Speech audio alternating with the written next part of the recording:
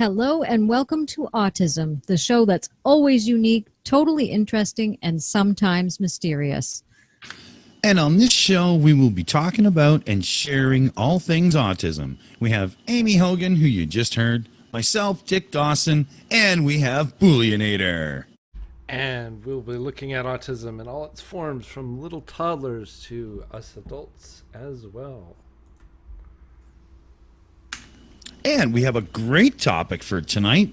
You want to take it there, Aimee? We sure do. Tonight's episode is all about treatments and therapies. This is a really interesting one, and it really helps a lot. So this will be good. Indeed. And it turned out to be something that we couldn't cram into one show properly, so we're definitely looking at a two-parter. We'll have to retitle it after. But what can you do, right? Exactly. Going into the research and everything, I was really surprised at how much there was on this topic as well. It's incredible. So shall I begin? It says early treatment for ASD and proper care can reduce children's difficulties while helping them learn new skills and make the most of their strengths. Because there can be overlap in symptoms between ASD and other disorders, such as attention deficit hyperactivity disorder, which is ADHD, it's most important that treatment focus on a child's specific needs rather than the diagnostic label. And that's huge, isn't it? That's so huge. You don't have to stay within some predefined bubble just because you have a piece of paper that says so. Look at the full evaluation and take each behavior, each section of behavior as its own and work with it. Don't worry about if it crosses over to here and there. Just work on it. Well, and that's exactly it. This is gonna be a recurring theme throughout. You're gonna find several. Once you've met one kid with autism, you've met one, and you know what therapies might work for one may not work for another. There are some that Matt thrives on that other kids go, oh my God, they can't even handle it. And vice versa. So it's just so different between each of the kids. It's especially the ones in Matt's classroom. They're all so completely different. Exactly. And, on the adult side, I'm sure Boole can, I'm sure you can throw in, just focus on the actual needs is so much more important than staying within some predefined boundary. And don't be afraid to find the right specialist. Before I got diagnosed, I bounced back and forth between my neurologist and my psychologist and my psychiatrist. All three of them people, not one of those people said, he might be autistic. I actually had to go to the neuropsychologist, ironically, that's what they're called. And he was a psychiatrist as well. And he's like, let's do the proper test. And that's a 2-day grueling process. So anybody who tells you that they got it in 10 minutes is they're wrong. It takes more than that to get a proper diagnosis. Oh, yes. Oh, yeah. It took, that whole thing was awful. Let's put it that way. Because Matt was really young at the time and he was having none of it. And so it was very hard to get that first diagnosis because it took a long time. Yeah, it was the same for us too. Nothing wrong with a little patience. It'll happen. And, run with it and go with the flow, right? I think we got that slide in good. Okay, so next one, here we go. Here are some basic tips. Keep a detailed notebook. Record conversations and meetings with healthcare providers and teachers. This information helps when it's time to make decisions. And, when it comes to like the IEP meetings, to have all of that back information to draw off of when you are planning your child's educational future, or when you're with a behavior specialist and you're, planning out what you want to do.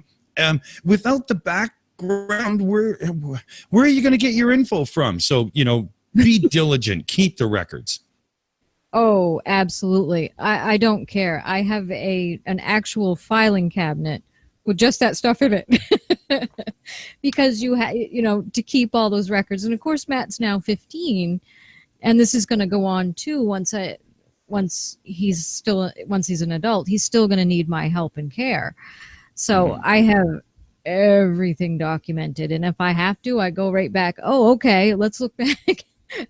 They need information from 5 years back, and yeah, I'm like a pack rat when it comes to medical records. Like, I've got everything. I've got my military medical records. I've got all the stuff from the hospitals I visited because of my bad shoulders and the surgeries on that. I've got everything that I've been to from the VA.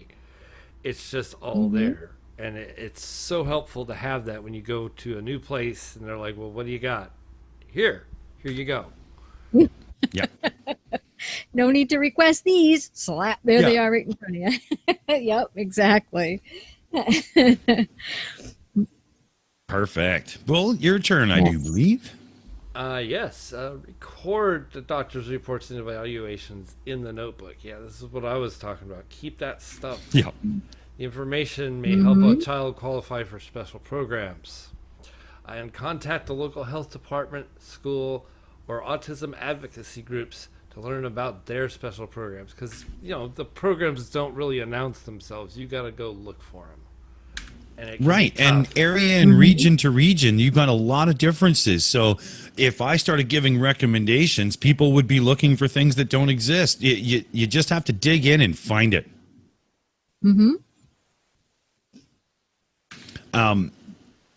There's if you take a little bit of time and do a few searches here and there, put a few reaches out on Facebook and whatever social media you're using, I think you'll be surprised to go, wow, I didn't know that one, and I didn't know that one. I just learned of a new thing last year, and I've been in this town with my son for years. Yep, exactly. And it's like around here, everything is just so cryptic. You have to really dig hard to find any kind of help. And I think I recommend getting some help. That's a huge difference between the United States and Canada. Canada makes it a little bit difficult, or not as difficult, rather. The U.S. makes it more difficult, just because of the crazy level of healthcare here. I'm trying to shut my phone up, folks. I'm sorry. Oh, don't worry. But yeah, and one thing I might add to that too is if you can, ask for a case manager or look for one yourself and get one, because the insurance should cover that, even if you self-refer for a case manager, because you're going to need one. We sometimes even stump the case manager, though. So, but yeah, and also that's another thing too, like Boo was saying about the right specialist. You have to shop around for the right case manager too, because we've had several, because of course insurance thinks you don't need it anymore, so they don't approve them anymore. So you have to wait a while and then try again and get another one. So we've been through several, and we've had some really great ones who are willing to really help. And I had one that just wouldn't do anything, and I ended up doing it all myself anyway, so useless. But this one we have now seems to be very good. It's like, but like with everything going on with COVID-19, she's getting kind of frustrated herself. Oh yeah.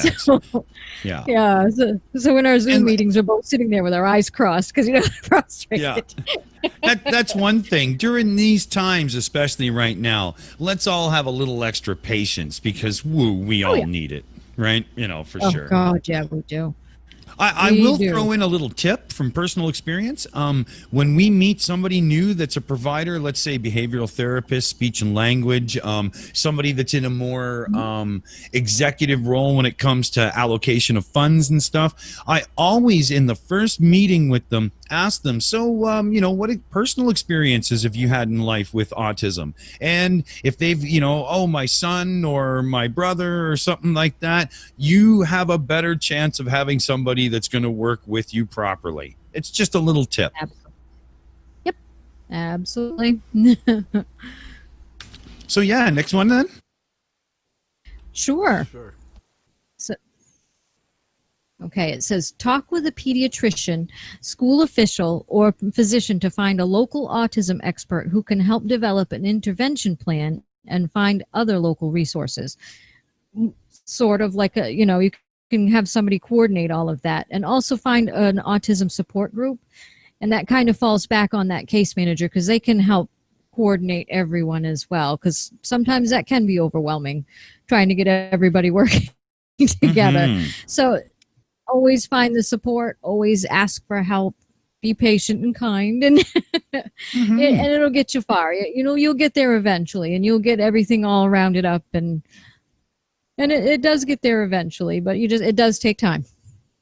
I couldn't agree more. And if you're in a smaller area or an area where you don't easily find an autism support group, start one up on Facebook. Before you know it, you'll have 4 or 5, 6 or 7 people. You pick a coffee shop or something, I mean, post-COVID or whatever, and away you go. And I mean, it doesn't take much, and everybody will be like, oh, great idea, fantastic. And before you know it, everybody has their own way of looking and finding things and stuff. And oh, is it really good to have people of like minds to chat to.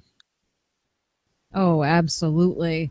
And there's so much information to share because, like you said, one person could have information that everybody else doesn't have, and all over, so you can find the best things. And just keep looking and searching too, because you can also find anything to help guide you to make that support group if that's the path you choose too.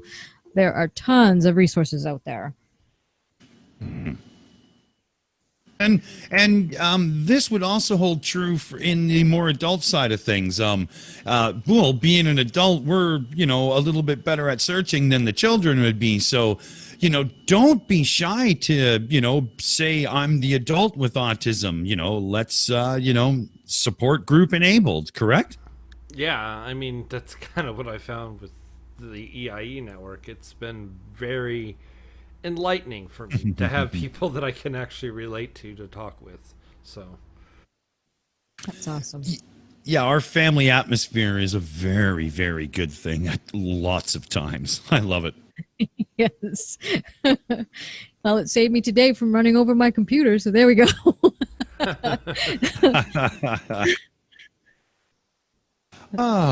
Well, shall we move then? Shall we move Sure. forward? Let me find where I am here. Okay, so therapy number 1. We're into the meat and potatoes here. Wait a minute. There we go. Behavioral management therapy for autism. I might as well go to the next one, right?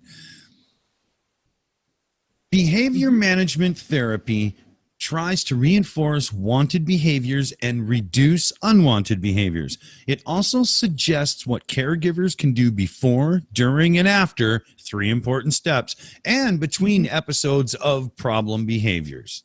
And that's very much the absolute breakdown of it. If you try to get fancier than that, you probably already missed the point. Keep it simple. Right. Exactly. And that also helps your sanity too. Just keep everything as simple as possible, because if you don't, you're gonna confuse yourself along with everyone else. But yeah, this is a really good thing to. Yeah, this therapy is wonderful, and it really works, and it's helped Matt get as far along as he has. So. Yeah, we have great success with it. Every now and then he has somebody that's decent good at the job, but only decent with Felix, because not every combination works.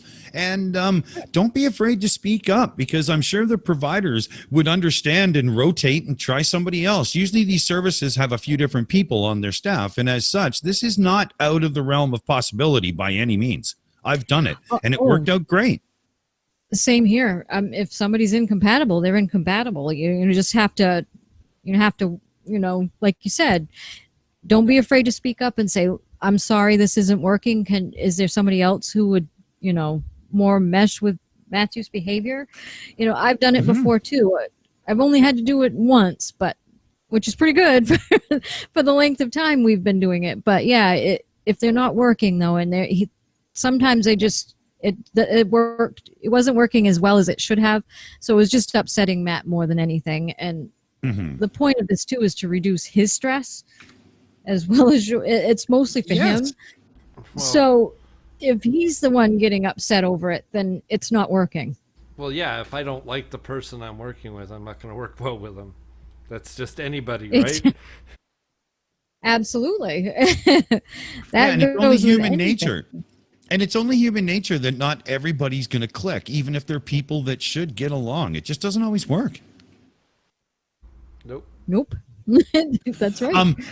Super Mommy 76 advocates in the chat says, why does behavior management get such a bad name? And there is a bit of a stigma there, as if behavior management means that, we're having to strap a helmet on you 7 hours a day because you're a complete out of control, just raging out in frustration, and that doesn't actually have to be the case in any way. And occupational therapy is another one where people seem to think, I don't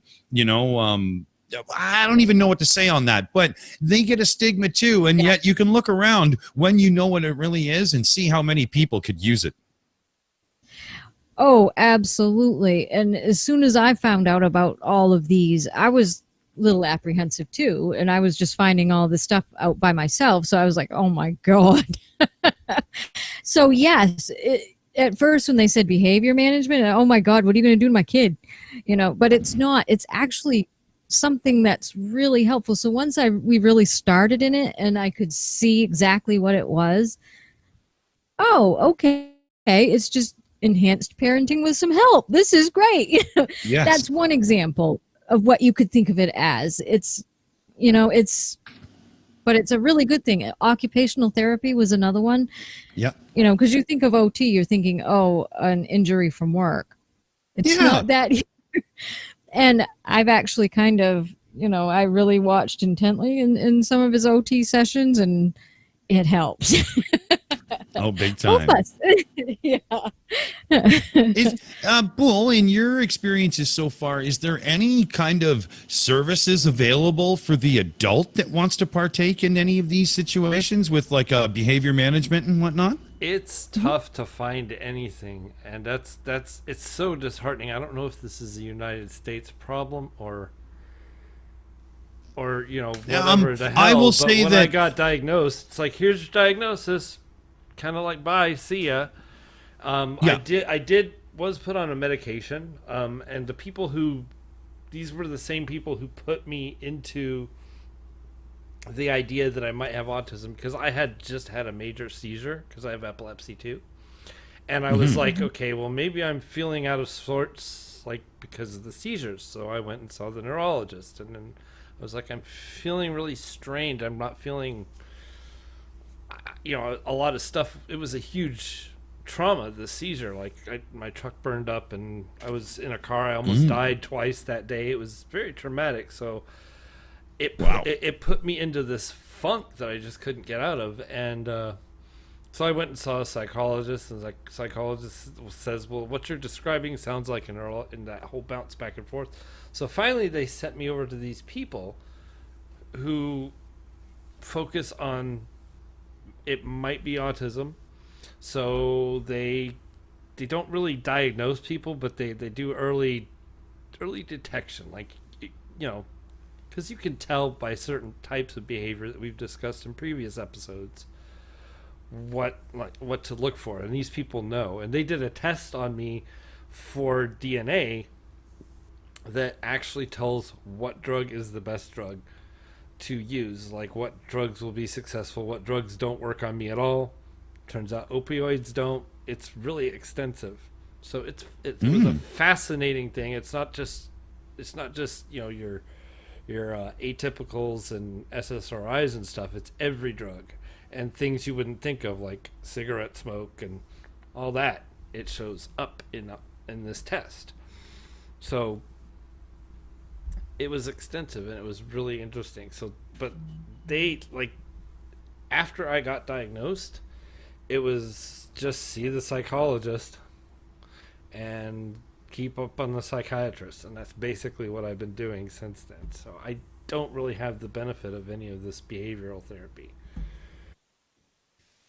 No, that's too bad too, because I wish it was more widely available. It's because in my research I was looking, and it does say that people of all ages can benefit from any of these that we've been looking at. I mean, OT, PT, sometimes, you know, well, of course, getting help with behaviors and stuff like that. It's if you can improve your skills in any way, it's helpful, and adults should have access as well. Well, I mean, look at what things like this could have done for Daniel Pratt. No, I'm just kidding. But, Oh dear. Oh dear. yeah. I'm sorry, but nothing could help that. Yeah. Whose turn is next here? I got lost. That's okay. It's mine. I think I'm lost. It's Okay. And we're getting into different types of behaviors, so I'm going to read the next two slides. The behavioral Sure. therapy is often based on applied behavior analysis, a widely accepted approach that tracks a child's progress on improving his or her skills. Different types of ABA commonly used to treat autism spectrum disorder include, and this is why I'm reading the next one, positive behavioral and support, PBS. PBS aims to figure out why a child does a particular problem behavior. What's the root cause? It works to change the environment, teach skills, and make other changes that make a correct behavior more positive for the child. This encourages the child to behave correctly. And correctly is not necessarily that their behavior is incorrect, although in a lot of cases it is. But correctly just means more, I don't know, more in tune with what's expected and what's going to happen. Yeah. In tune with your surroundings and, how to behave in them properly. That's a good way to look at it. Yeah, what you would expect from other people. Yeah. Yeah, and there's sense. quite a few strategies. Like we've worked with 2 different agencies, well, 3, and one of them had,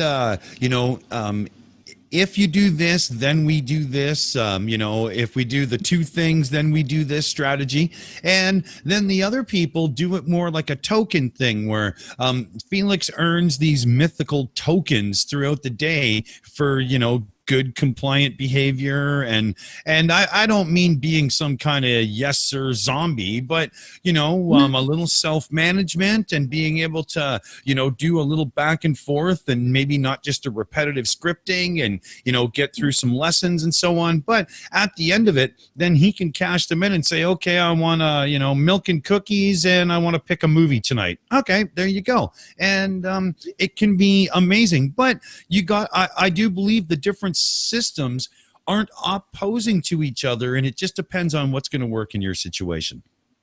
Absolutely. Again, tailoring it to your child is the best approach. Like we said before, one child may thrive under one system and fail at another, while another kid can thrive in that other one that the other kid failed at. You never know, so it is trial and error at first, and finding the correct one that really works. Matt really likes the token system too. He gets a check, and if he gets all of his stuff done, he gets a ticket, and at the end of the week he can turn that in for a surprise, or a fun thing, or a treat or something like that. We do that too, and that seems to work well with him. Back to the positive behavioral and support, we started with that because that's more of trying to figure out what is going on. Like, why is he having a meltdown at certain times? Why is this happening? Why? Yeah, exactly. And then that way we can either figure out how to remove the trigger, lessen the trigger, or help him learn to cope with that trigger. Because and it also when you get into why are they getting set off, it's very easy for you to develop little strategies where you see a thing and you're like, oh, I know what that's leading to, and you've got a diversion strategy right away. If you definitely do the why, then the how is a lot simpler, right? So you really need to go through this step by step. Absolutely. And that's been huge with us too, because the more information you have, the better off you'll be. So that's what all of this is all about, like saving the information you get from your doctors, saving all of that information that you find out from each of these systems that they use, all of that leads to making it that much easier for the kiddo. I mean, it's just so vital to have all of that information. Knowledge is power, and that's one thing that I preach to everyone, especially when you have a child with autism or anything else in life. The more you know about it, the easier it is to find, if it's a problem, find solutions for it, or if it's just even something that you like to know about, can't hurt you. So learn as much as you possibly can about your child and about what's going on. So that's a big thing. And it could be just as simple as figuring out what a good hobby for the child is, the person. Mm-hmm. If they're bored, absolutely, if they don't like the things that you're asking them to do in their recreation time, that could be a trigger. It could be something that simple. Mm-hmm. Absolutely. Or they just simply aren't feeling like it that day. I mean, we all get that way as adults.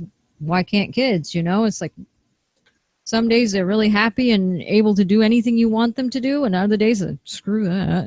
It's like, you can't, and that's a normal thing. So that's something you also want to embrace too. And Matthew's turning into a teenager too, and that's also something that most parents dread, but sometimes us parents, we embrace that too. When I was when I was in 5th or 6th grade, I forget, elementary school went all the way to 6th grade. That's how old I am. Didn't have middle school back then. So us either. So our elementary school went all the way to 6th grade, and I played hooky for a good 2-3 weeks just because I didn't want to deal with the people at school. Our school system was very different. My elementary went from I had preschool and kindergarten in one building, and then grade 1 to grade 8 in one school. Wow. Yeah, we didn't have middle schools either where I grew up. We had, but Matt has a middle school, don't you? Yes. I told him when I was growing up, I said, we didn't have a middle school. We had a junior high school. It was 7th and 8th grade. And then you went to high school, 9th through 12th. 9th through 12th. They used to put 9th in the junior high school as well, so the freshmen were the top of the food chain. But then they rolled that back into high school where it belongs, and look, the freshmen are at the bottom of the food chain there. So yeah, our area was so small we didn't even have that. I went to my first and second grade were in an old schoolhouse that was over 100 years old, a little wooden one with a bell. It was fun. We've got a couple super chats. Krafty Keelah for Tios. Can you stop sending 2 euros, Mister? I mean, Mrs. Sending so much love to this series. Red heart, red heart, red heart, red heart, red heart. Send less next time. Tattie-Bogle for £2 for 2 years. Said what Keelah said. Thank you very much to both of you. Thanks, guys. Does that make it Aimee's turn then? Am I still paying attention? Yes, you're right. I think so. All right, I did it. I think so. I think we did it. Okay. Pivotal Response Training, or PRT. PRT takes place in the child's everyday environment. Its goal is to improve a few pivotal skills, such as motivation and taking initiative to communicate. These help the child to learn many other skills and deal with many situations.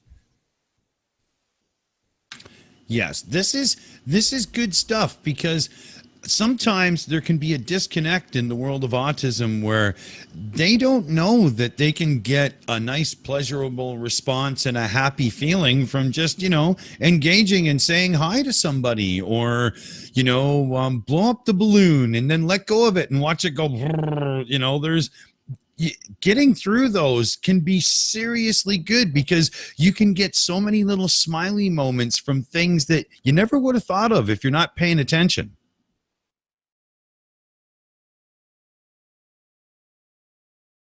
this would be good for adults too, because like if I, one of my big things is I tend to, when I'm not doing this, not talk to anybody. Like I just don't.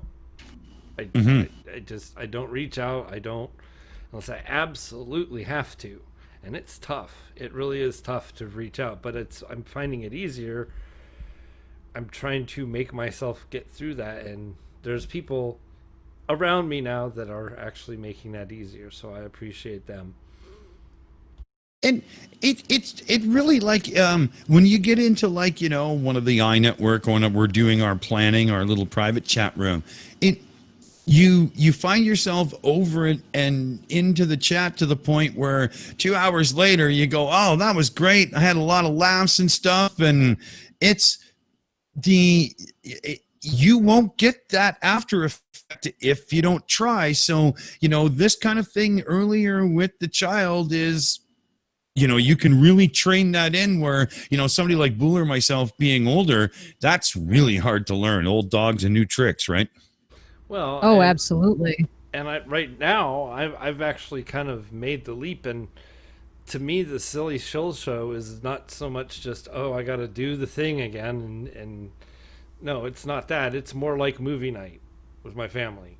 Yeah, it's just like we watch all this nonsense and we make fun of it. So hey, there you go. Exactly, yeah. It is. It's exactly like that, and learning these skills at such an early age for these kiddos is so vital so that they can enjoy stuff like this when they get older. It's just, that's what they need. And sometimes even kids who aren't on the spectrum could sometimes use a little bit of help too. Just a little nudge forward. It doesn't hurt. Right? He said yes. Right. Well, that's good.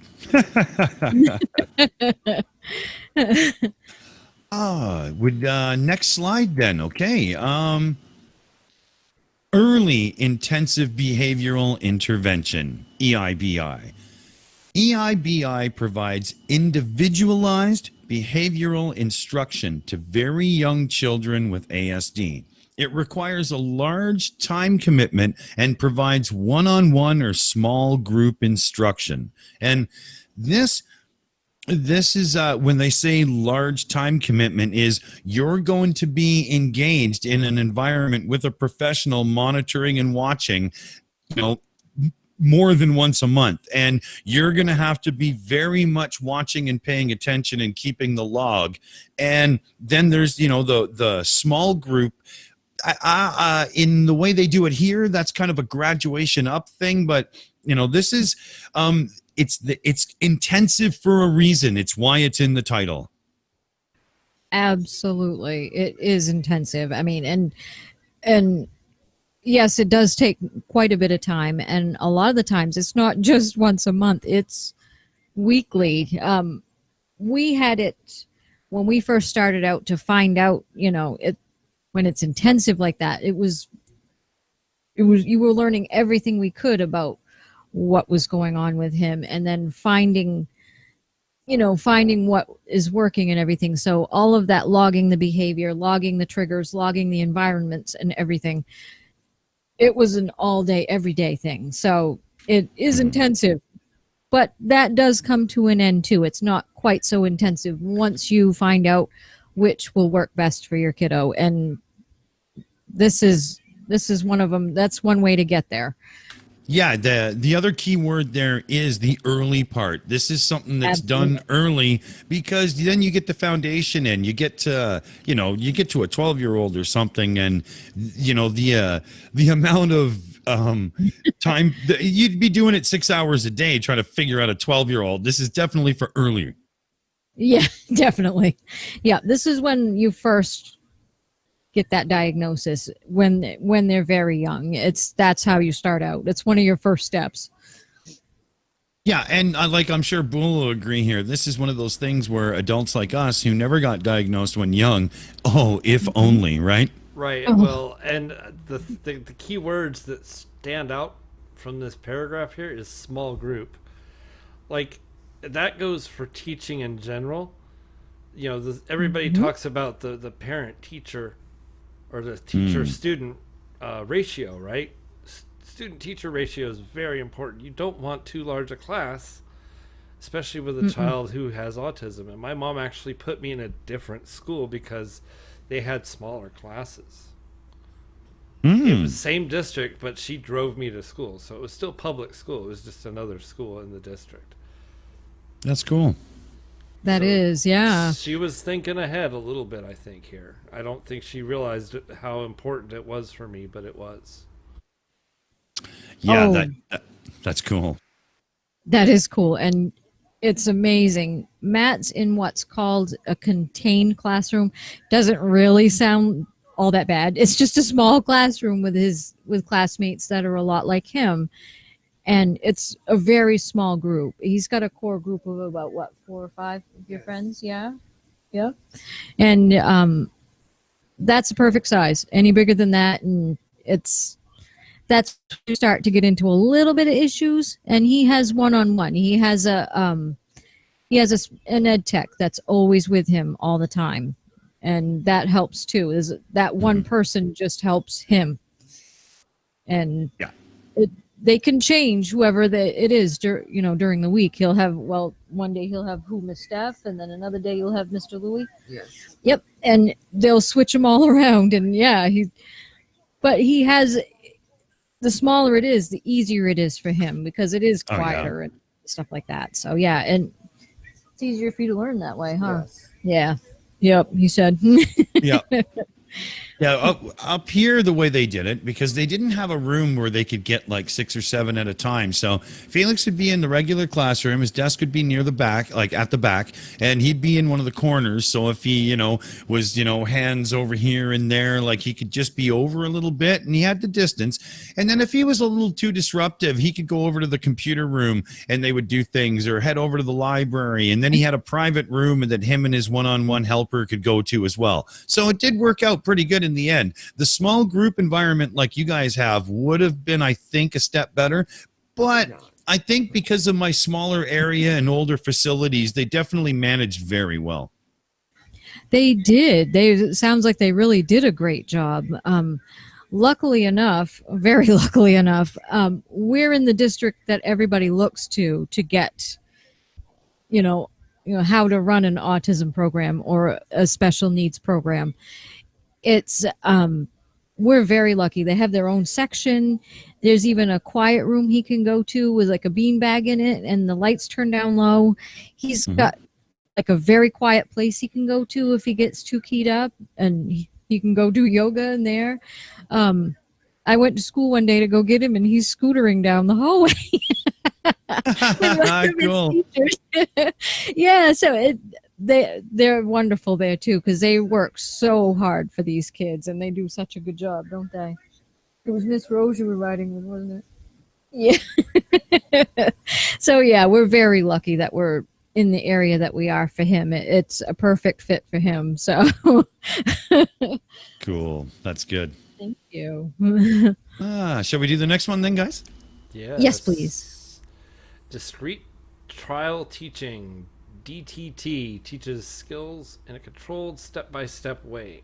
Teacher uses positive feedback to encourage a child to use new skills. So, yes, this is give your kids instruction manuals if you can. That's kind of what I get out of this. Yes. And one thing you can do is, okay, if you're moving towards tying your shoes, what we did was we took the top of a shoebox and put some holes in it and threaded the laces through. And first I got him to do the initial tie, right? And then we slowly worked on it. And he was able to just, do it if he was fidgety a bit, sitting on the couch or doing his thing. And then by the time I actually got him to start, doing it on his shoes, it was such a simple transition. Absolutely. Yeah, it is. And teaching them step by step is the way to go. I've noticed that myself. much easier. Yeah, like bath time. We worked on, okay, let's get the basic washing done. I'll worry about the hair. Okay, now let's start getting that in. And you can't take it to a point of overwhelmment. So this discrete trial teaching comes in continuously and constantly. Oh, it does. And like with those skills that you were talking about, like taking a shower, do it step by step. I mean, and we have lists, and we still have them stuck to the wall for him to take a shower with. It breaks down everything in small increments, so it's even down to the take off your shirt, start the water, everything like that. So it really does work well, doesn't it? Because you take a shower now, don't you? All by yourself. Yeah, he even good. washes his hair and everything now. So yeah, Washing my hair made this part. Made me have long hair. Yeah, dude. Huh? That's funny. Oh. Say a reason in the chat why it does that. I'm not really sure. Well, I bet we'll get a few answers, though. Tell us all why, people. And, Bull, like, very tech-minded guy yourself. I mean, your history in the industry and whatnot. This applies to learning anything when somebody's on the spectrum, doesn't it? I'm sure you recognize it so clearly. Oh, yes. One of my previous jobs, it was a from-home job, and before I actually got into the meat of the job, which was something else entirely, they put me down in front of this wiki, and the wiki had a broken link, and because of my previous communication skills problems, apparently that broken link was really important to how to do the whole job, right? But I didn't, and it was like, okay, well, I'll just skip it and go on and see what I can get out of the rest of this. And I got lost for months because it was a work from home job, and they're like, well, where are you at? I'm like, I'm still working on this stuff. What's taking so long? And then they're saying, wait a second, is something wrong with this wiki? I'm like, yeah, you got a broken link. Oh, that's really important link too. Well, let me fix that for you. It would have taken 2 seconds if I'd had those communication skills from the last slide. So, right. Yep. Instructions are important, people. It really is. And it's not that I didn't know how to do the programming or anything they were asking me to do, but everybody's environment is different, and you have to know how they apply that programming skill to their environment. So that was what it was all about, and it didn't click, because I'm like, okay, you put me down in front of a computer and say program what? Pick a language, any language. Well, not even that, but what do you want this program to do, and what's the point of the program? Mm-hmm. And which part are you working on? Are you on like interface or networking, or like if it's all compartmentalized out, one little piece of information missing on the brief of the job can be catastrophic. Absolutely. Like, they're talking about this thing that I didn't know what they were talking about, and I'm like, okay, I guess I'll get into that later. And that was the thing that was missing. Oh, so important it was. Yeah, exactly.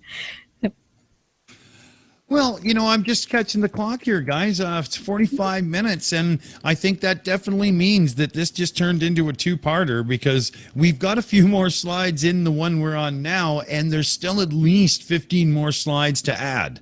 So this is a two-part episode. Oh, definitely. Definitely is. Yeah.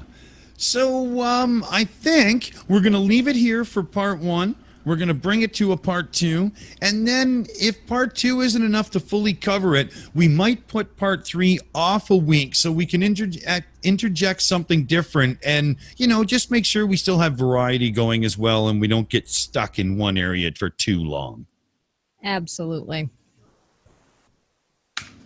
So, yeah, who wants to give us a wrap up on tonight's learning and excursion through the world of ASD. I, for one, think the Therapies is really good, and I'm glad it's going to be multi-part because there's no way we could have covered it all in one show. Oh my gosh, no, because like you said, when we were going through all this stuff, there's a long list there of therapies, of treatments, all kinds of things to go through, and the therapies list is a mile long. But exactly. It is, but all so helpful and nice to know about to get help for kiddos and adults. So yeah, very much. And, there may be some overlap between treatments and therapies as we go through, but this isn't the kind of thing you just want to quickly generalize. You do want to tackle each point properly. So what are you going to do? That's just how it is. How about the adult perspective, Boole? Well, like you said, if only this was around when I was growing up, Yeah. If only, but I think we do have to give our parents who brought us to this point as adults with autism that are actually succeeding in the world and seem to be self-reliant, credit where it's due.